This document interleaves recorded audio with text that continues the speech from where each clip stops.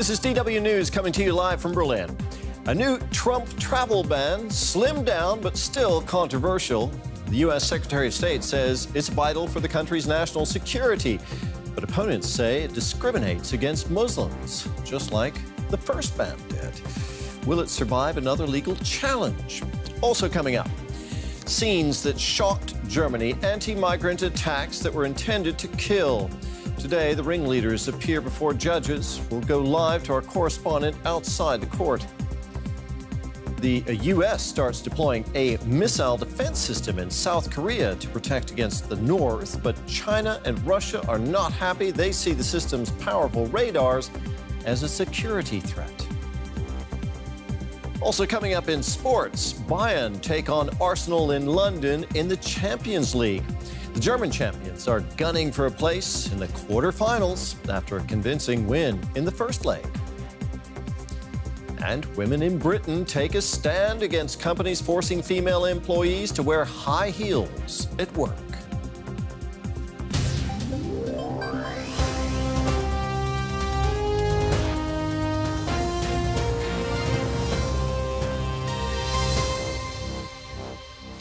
I'm Terry Martin. Good to have you with us. U.S. President Donald Trump has signed a revised executive order temporarily banning people from 6 mainly Muslim countries from traveling to the U.S. The White House says the aim of the ban is to prevent terrorists from attacking the United States. The first version of the order caused controversy around the globe and was eventually blocked by a U.S. court. So how is this one different? Here's more.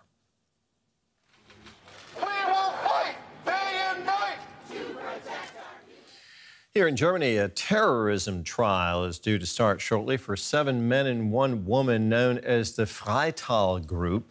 2 years ago, the small eastern German town of Freital was the site of rage-filled demonstrations against migrants. The violence culminated in a bomb attack on a refugee apartment. We'll be speaking to our correspondent in a moment who's covering the trial in Dresden. But first, this report. DW political correspondent Michael Kufner is part of our team covering this story for us and joins us now from Dresden, where the trial is taking place. Michaela, we just learned about the town where this attack took place. Tell us more about the group behind the attack and the 8 defendants who are on trial. Yes, those 8 defendants are between the ages of 19 and in their late 30s. Now, I understand that special security precautions are being taken for this trial. What's behind that? Absolutely. There's a concern here, particularly in Saxony, that stood accused also in the past of not taking right-wing terrorism seriously enough to make... Now, the Freital Group is reminiscent of a neo-Nazi terror group, the NSU, which is believed to have carried out a string of murders in Germany. Are there parallels, briefly? There are parallels in that there was violence and that there's alleged to be an intent to kill. But the big difference between the NSU group and this group on trial today is that this group acted completely in the open. There wasn't even the pretense of wanting to go underground, and they took a significant part of the population in that town of Freital with them. Michaela, thank you so much. DW's Michaela Kufner there in Dresden. And we'll bring you that verdict when it is announced. Well, staying in Germany, a verdict is expected today for the case of a Syrian refugee who is suing Facebook over a selfie. Anas Modamani took a photo of himself and German Chancellor Angela Merkel in 2015 when she visited the shelter he was living in. But the photo has since been used in numerous doctored images linking him to terrorist attacks. Modamani wants Facebook to stop the picture from being used to spread fake news on the social network. Everything started with this selfie. North Korea has banned Malaysians from leaving the country as a diplomatic dispute over the murder of Kim Jong-un's estranged half-brother continues. Malaysian Prime Minister Najib Razak accused North Korea of holding its citizens hostage and has called on Pyongyang to release them. There are currently 11 Malaysian nationals in North Korea, including 2 embassy workers. In retaliation, Razak banned North Koreans from leaving Malaysia, and authorities there have been sealing off the embassy in Kuala Lumpur.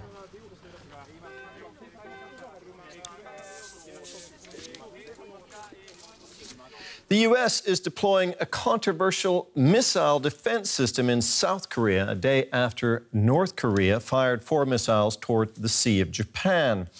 President Trump said North Korea's actions presented a clear challenge to the region and the international community. But the move has angered both China and Russia, who see the system's powerful radars as a security threat. A US fighter jet takes off from the island of Okinawa. We're back in a minute. Don't go away.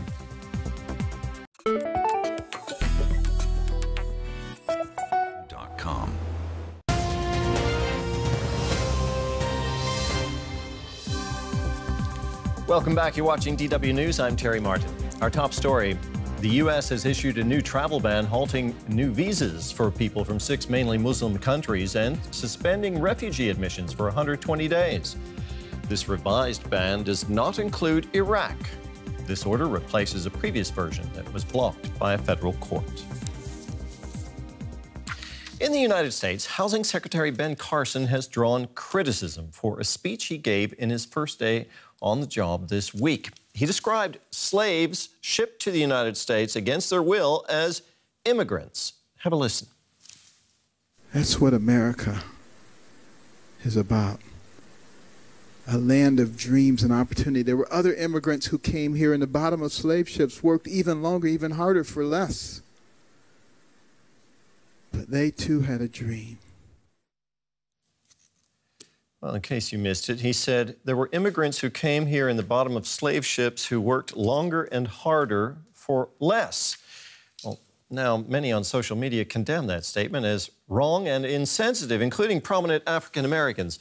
Actress Whoopi Goldberg tweeted, "Ben Carson, please read or watch Roots. Most immigrants come here voluntarily. Can't really say the same about slaves. They were stolen." This comment has also shared hundreds of times. It's from Muslim activist and lawyer Kazim Rashid. He says, "Dear Ben Carson, if African slaves were immigrants, then Auschwitz prisoners were tourists. Your shameful historical revisionism harms us all."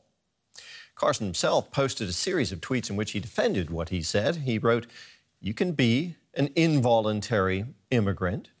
Carson also tweeted, "I'm proud of the courage and perseverance of Black Americans and their incomprehensible struggle from slavery to freedom." Business news now with Monica and some fresh economic data from Germany. Indeed, Terry. All right, Terry, back to you. Thanks, Monica. Sports now, and Champions League and Bayern Munich are in London for a second leg of their round of 16 clash with Arsenal. The German champions will be full of confidence after winning the first leg 5-1. They might have one foot in the quarterfinals, but they know it's not over yet. A leisurely final practice at Bayern Munich's training base. Lawmakers in the UK have told companies that they've gone a step too far in telling women what to wear. It all started when a receptionist was sent home for not wearing heels. As we report, the issue has caused anger and soul-searching on the streets of Britain. Let's talk shoes. But the government promised to take action against sexist dress codes, which, quoting politician Helen Jones, belonged more in the 1850s than in the 21st century. You're watching DW News, coming to you live from Berlin. We have more at the top of the hour, and you'll find all our stories online at dw.com. Thanks for watching.